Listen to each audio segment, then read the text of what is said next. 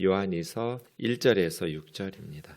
장로인 나는 택하심을 받은 부녀와 그 자녀들에게 편지하노니 내가 참으로 사랑하는 자요 나뿐 아니라 진리를 아는 모든 자도 그리하는 것은 우리 안에 거하여 영원히 우리와 함께할 진리로 말미암으리로다. 은혜와 긍휼과 평강이 하나님 아버지와 아버지의 아들 예수 그리스도께로부터 진리와 사랑 가운데에서 우리와 함께 있으리라. 너희 자녀들 중에 우리가 아버지께 받은 계명대로 진리를 행한 자를 내가 보니 심히 기쁘도다. 부녀여 내가 이제 내게 구하노니 서로 사랑하자. 이는 새 계명같이 내게 쓰는 것이 아니요 처음부터 우리가 가진 것이라. 또 사랑은 이것이니 우리가 그 계명을 따라 행하는 것이요 계명은 이것이니 너희가 처음부터 들은 바와 같이 그 가운데서 행하라 하심이라. 아멘. 요한이서는 1절에서 3절까지 편지의 서론이고요. 4절부터 11절까지가 본론인데 두 가지입니다.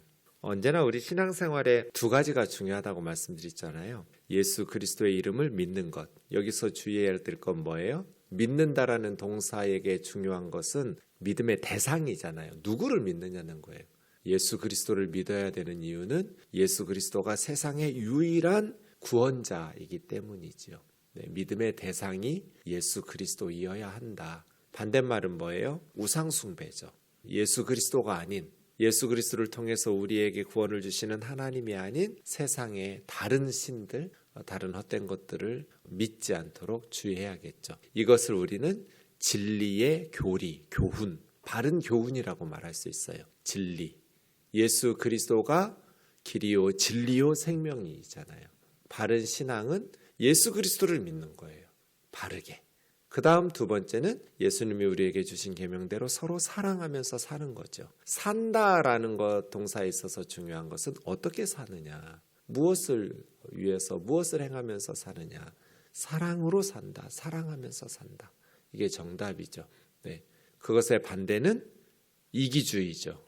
이타적인 사랑과 희생을 헌신을 실천하면서 살아가지 않고 이기적으로 자기 자신만을 위해서 다른 사람을 이렇게 함부로 업신여기면서 또 해롭게 하면서 사는 것, 사랑 없는 삶이죠.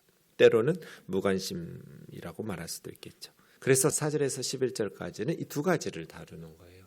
진리에 대해서 바른 교리, 그러니까 이단들을 조심하라, 경계시키는 것이고, 그다음에 서로 사랑하면서 살아가라는 권면의 내용이 요한이서 1서도 그렇지만 본론이라고 할 수 있습니다. 마지막 12절 13절은 인사말, 끝인사라고 할 수 있는 짧은 편지인데 오늘 서론과 본론의 앞부분을 보게 되는 것입니다. 장로인 나는, 우리가 장로교잖아요. 프레스비테리언 처치, 프레스비테리언 장로교. 이게 원래 이제 프레스비테로스 발음 나는 대로 영어를 만든 거거든요. 장로가 그래요.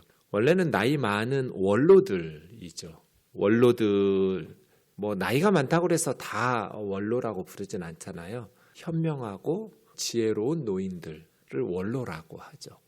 노인이야 그냥 나이가 많은, 생물학적으로 나이를 많이 먹으면 노인이 되지만, 원로는 지혜와 슬기로운, 참 본받을 만한 젊은이들이 귀 기울여 경청하고 따를 만한 노인, 원로라고 하죠. 장로는 그런 뜻인데요. 신약 성경에 이제 교회 직분으로 66번, 66번 사용된 단어인데 장로들로 등장하는.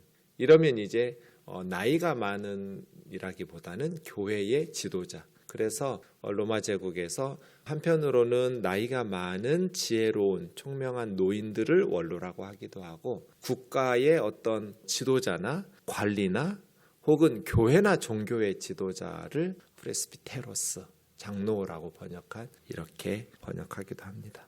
교회에서는 교회의 지도자라고 말할 수 있겠죠. 사실 저도 장로예요.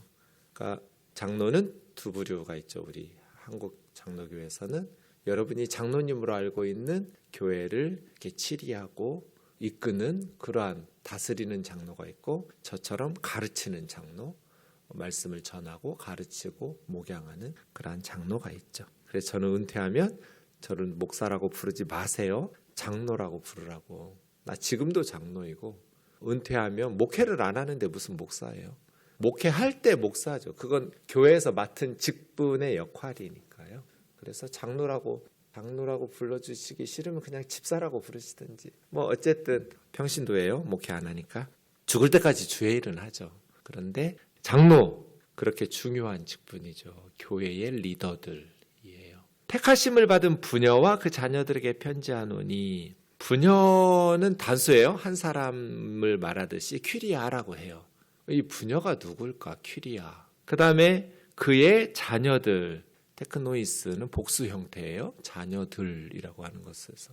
근데 문맥상 보면 내용상 물론 어떤 사람은 그냥 퀴리아라는 어떤 자매와 그의 자녀들 가족에게 보낸 편지다 이렇게 말하는 학자들도 소수 있긴 하지만 대부분 성경학자들은 퀴리아라고 부녀라고 번역된 이거는 교회이고요.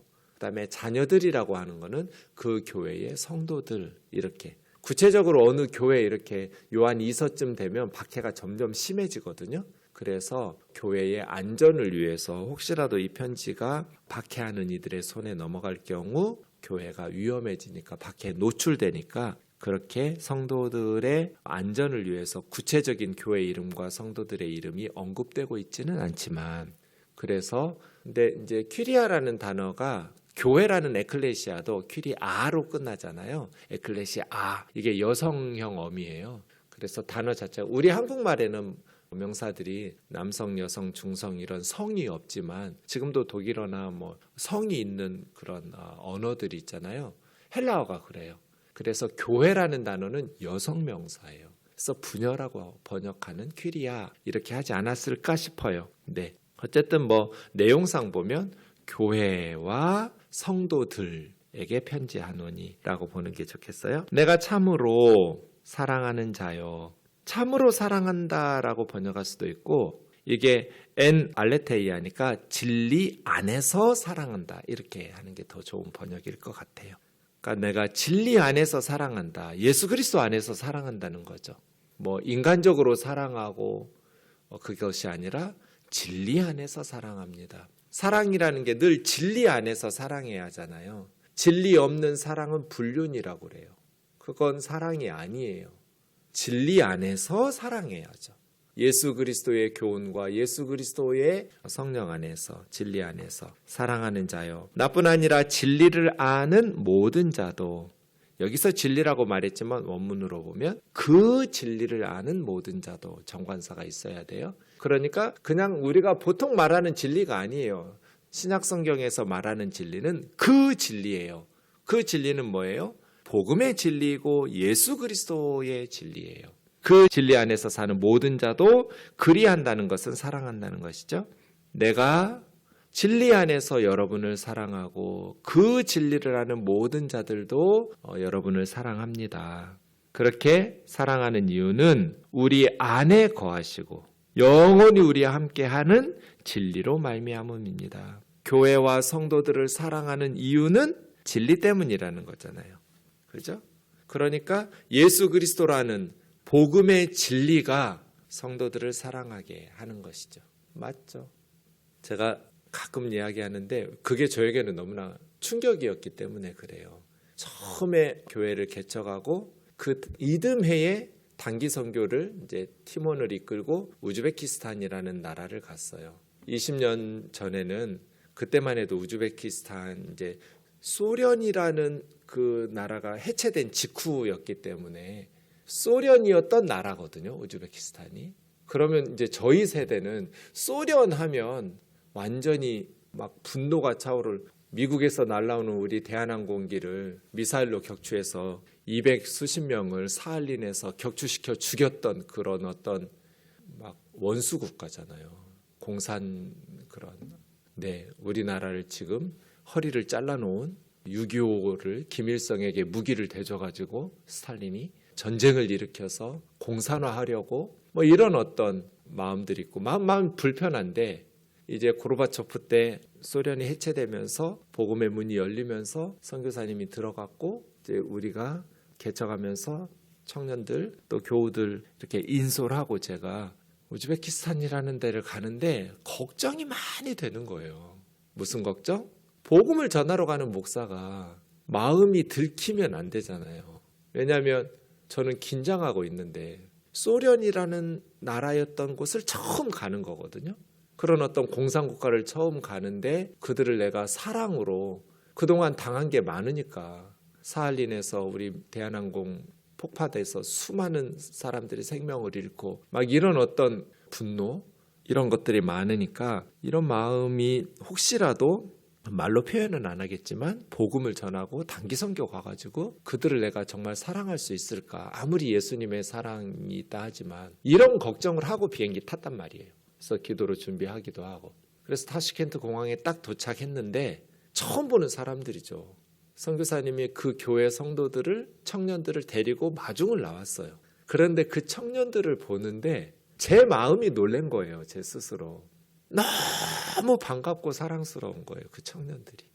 저는 원래 청년부 전도사로 사역을 시작하기도 해서 청년들을 좋아하기도 하지만 그냥 그 교회 청년들이 이렇게 우리 마중한다고 나왔는데 그 제 마음을 보고 제가 놀란 거예요.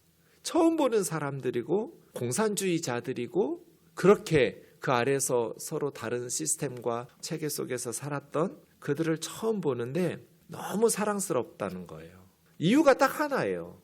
예수 믿는다는 것 때문에. 아, 그래서 예수님의 피가 물보다 진하구나. 아무리 갈등이 있고 미움이 있고 막 역사적인 막 그런 것들이 있었지만 우리가 똑같이 예수님을 믿는다는 그러한 사실 하나 때문에 처음 보는 그들이 그래서 너무 사랑스럽고, 지금도 너무너무 우즈베키스탄 청년들 또 교우들 생각하면, 그래서 그 후로 매년 갔거든요. 한동안 제가 이제 블랙리스트에 오르기 전까지 한 7시간 공항에서 붙잡혀가지고 이렇게 취조받을 때까지 이제 거의 반추방당하듯이 그때까지 해마다 갔었는데요. 가서 말씀 가르치고 전하고 지하교회 성도들, 목회자들 성경 가르치고 이러한 일들을 사역하면서 너무 행복했어요. 그러니까요. 우리가 너희를 사랑하는 것은 우리 안에 거하며 영원히 우리와 함께할 진리로 말미암음이니라. 이단에 빠진 사람들, 이단들이 아니고 우상 숭배자들이 아니고 처음 만나도 우리가 예수 믿는다고 하면 꼭 형제 만난 것 같고 오랜 이렇게 친척 만난 것 같고 너무 반갑고 좋잖아요. 이게 진리 안에 사는 사람들의 특징이죠. 진리가 사랑의 근거이고 배경이에요. 진리 안에 거하는 사람들은, 예수 안에, 복음 안에 거하는 사람들은 처음 본 사람도 예수 믿는다고 하면 반가워요. 사랑 솟아나죠. 진리, 그래서예요. 예수님 안에 충만하게 거할 때 우리가 다른 형제들, 자매들을 사랑할 수 있어요. 다른 형제, 자매들을 사랑하지 못하는 이유는 내 안에 진리가 강하지 못하기 때문에, 진리 안에 살아가고 예수님 안에 살아가는 것이 이렇게 충만하지 못하면 형제, 자매들을 사랑하는 것이 힘들죠. 인간적으로 그렇게 사랑하려고 하니까 힘든 거예요. 그런데 우리가 예수님의 진리, 복음의 말씀, 그 복음의 진리 안에 충만할 때는 어때요? 원수까지 사랑하는 게 그렇게 힘들지 않아요. 교회와 성도들을 사랑하는 원인이 우리 안에 거하며 영원히 우리와 함께할 진리 때문이라고. 은혜와 긍휼과 평강. 은혜라는 것은 우리가 구원받은 근거가 은혜로 구원받아요. 공로로 구원받는 것이 아니고, 은혜와 긍휼은 그 구원의 성격이 긍휼이에요. 긍휼은 공경에 처한 자들을 불쌍히 여기는 마음이에요.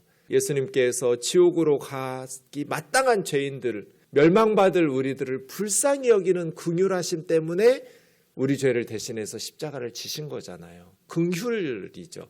그리고 평강이라는 것은 그 구원의 결과예요. 그래서 은혜는 구원의 원인이고, 긍휼은 구원의 성격이고, 평강, 샬롬은 구원의 결과예요. 그래서 하나님과의 회복이 이루어지고 하나님의 자녀가 되고 은혜와 긍휼의 결과로 우리는 평강을 누리죠. 그래서 항상 우리가 이 세 가지를 축복하면서 기도하는 거죠. 하나님, 오늘 또 우리 아들에게, 우리 딸에게 은혜와 긍휼과 평강을 부어주세요. 참된 은혜, 자격이 있어서가 아니라 하나님의 불쌍히 여기시는, 자격 없는 자들에게 부어주시는 하나님의 선물 은혜와 하나님의 긍휼과 하나님의 평강이 우리 식구들하고 우리 교회들하고 우리 목사님에게, 우리 장로님들에게, 우리 권사님들, 집사님들, 우리 성도님들에게, 또 우리 직장의 아무개에게, 이웃들에게 그 기도죠. 훌륭한 기도예요. 은혜와 긍휼과 평강. 근데 참된 은혜와 긍휼과 평강은 하나님 우리 아버지와 그의 아들 예수 그리스도로부터 와요. 진정한 은혜와 긍휼과 평강의 근원이시죠. 진리와 사랑 가운데서 이 두 단어가 요한이서의 핵심 단어예요. 진리, 바른 교훈, 사랑, 바른 삶 가운데서 우리와 함께 있으리라. 진리가 없는 사랑 불륜이라고 그랬어요. 사랑이 없이 진리만 외치는 건 또 하나의 폭력이에요. 사랑으로 진리를 외쳐야 돼요. 진리와 사랑. 우리는 예수 그리스도와 그의 복음의 진리 안에서 서로 사랑하면서 산다. 그럼 100점이에요. 예수 그리스도의 진리를 믿고 서로 사랑하면서 살아가는 것. 그게 우리의 삶이네요. 4절입니다. 심히 기쁘다라는 것이 첫 번째 단어예요. 4절에서는 심히 기쁘도다. 뭐를 심히 기뻐했을까요? 사도가 너희 자녀들 중에 우리가 아버지께 받은 계명대로 진리를 행하는 자를 보니 심히 기쁘도다예요. 심히 기쁘도다를 앞으로 당겨가지고 강조시킨 거죠. 도치시켜가지고 심히 기쁘다. 뭐가 심히 기쁠까요? 이 장로님에게, 이 사도에게. 진리 안에서 살아가는 성도들 소식을 보고 듣는 것. 네, 목회자들에게 이보다 기쁜 일이 뭐가 있겠어요? 예수 그리스도 안에서, 예수 그리스도의 복음의 진리 안에서 살아가는 성도들을 보는 것. 더 기쁜 일이 없겠죠. 부녀여, 네, 교회라고 그랬어요. 내가 이제는 내게 구하노니 서로 사랑하자. 진리 안에서 예수님 잘 믿고 있으면 이제 하나 남았죠? 서로 사랑하자. 새 계명을 쓰는 것 같이 너희에게 쓰는 것 아니다. 처음부터 우리가 받은 것이다. 예수님 믿는 순간, 크리스찬이 되는 순간부터 우리에게 주신 예수님의 계명. 내가 너희를 사랑한 것 같이 너희도 서로 사랑하라. 이 사랑은 이것이니, 사랑이라는 건 사랑이 이중 계명이에요. 하나님 사랑, 이웃 사랑. 마음과 정성과 뜻과 목숨 다해서 주 너희 하나님 사랑하고 이웃을 너 자신과 같이 사랑하라는 거죠. 우리가 그 계명을 따라 행하는 것이요. 사랑한다라는 것은 하나님의 계명에 순종하면서 살아가는 것이고 순종이라는 것은 사랑하면서 살아가는 것이고 계명은 이것이니 너희가 처음부터 들은 바와 같이 그 가운데 사랑 가운데 행하라 하심이니라. 표준 세번역은 사랑은 다름 아니라 하나님의 계명을 따라 사는 것입니다. 계명은 다름 아니라 여러분이 처음부터 들은 대로 사랑 안에서 살아가야 한다는 것입니다. 그래서 바른 신앙생활은 예수 그리스도를 믿고 서로 사랑하는 것. 제가 늘 말하는 요한일서 3장 23절. 이단들은 뭐예요? 예수 그리스도를 부정하고 사랑이 결핍되어 있죠. 그래서 참된 신앙은 예수 그리스도를 시인하고 예수 그리스도를 믿고 서로 사랑하면서 살아가는 것. 새해 우리 우면동 교우들의 신앙생활이 더 성령으로 충만해서 더 예수 그리스도를 믿고 더 예수 그리스도를 경배하고 높이고 우리는 살든지 죽든지 우리의 삶을 통해서 예수님을 존귀하게 하는 게 목적이잖아요. 그리고 서로 사랑하면서 살자. 돈도 필요하고 건강도 필요하고 많은 것들이 필요하겠지만 가장 우리에게 필요한 건 사랑이 필요하죠. 기도하겠습니다. 하나님 아버지, 하나님께서는 우리가 행복하게 살기를 원하십니다. 한 해를 마무리하는 마지막 주 그리고 새해를 앞두고 있는 그러한 한 주를 보내고 있습니다. 우리가 얼마나 더 살지 모르겠지만 주님 부르시는 그날까지 하나님을 행복하게 해드리는 이 땅의 삶이 되기를 원하고 우리의 삶을 하나님께서 기뻐하시는 것은 우리가 행복하게 사는 것일 것이며 우리가 행복하게 살기 위해서는 사랑하면서 살아갈 때입니다. 예수 그리스도를 믿는 우리가 사랑하며 살지 않으면 누가 이 세상을 사랑하고 누가 사랑으로 이 어두운 세상을 밝게 비칠 수 있겠습니까?